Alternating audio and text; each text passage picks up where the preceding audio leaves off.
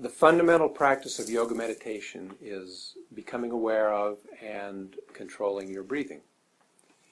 And the first two techniques that I use to do this, and I use these every day, this is how I begin my yoga meditation practice every single day, is first with what I call, or what is widely known as Cooper's posture.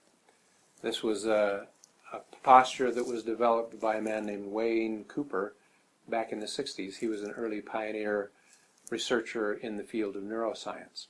And he found that by sitting in this posture and regulating your breathing, it had really powerful benefits of stress reduction and relaxation. It stimulated what was identified later as the relaxation response in our bodies. And it also seems to have the effect of balancing the interaction between the two hemispheres of our brain. Typically, we rely or are dominant with one hemisphere of our brain more than the other, either right or left-brained.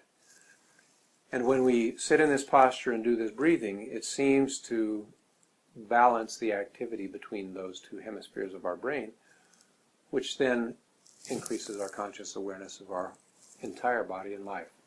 So here's how you do Cooper's posture. Place your hands in front of you like this, and this is done sitting in a chair. So you place your hands like this, and then you cross them over like this, and then you bring them into your chest like this. Now, for those of you who have elbow or shoulder injuries, or this causes any kind of discomfort, you can just simply hold your hands like this, crossed over your heart. Okay? And at the same time, sitting in your chair, cross your ankles and hold them like that. So here we go like this. And then the idea is you breathe in slowly through your nose, hold the breath, and then release it gently through your mouth.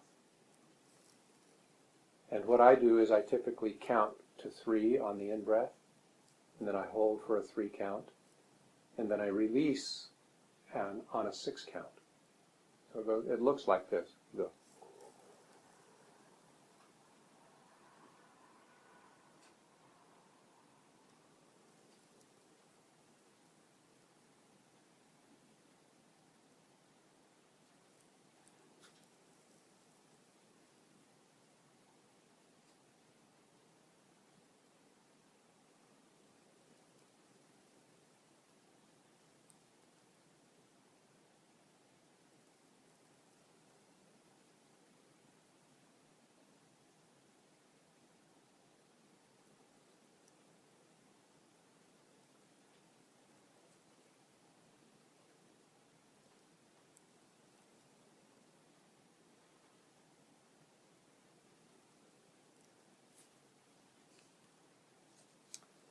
Okay, I won't continue that. I usually, typically will do 6 breaths like that.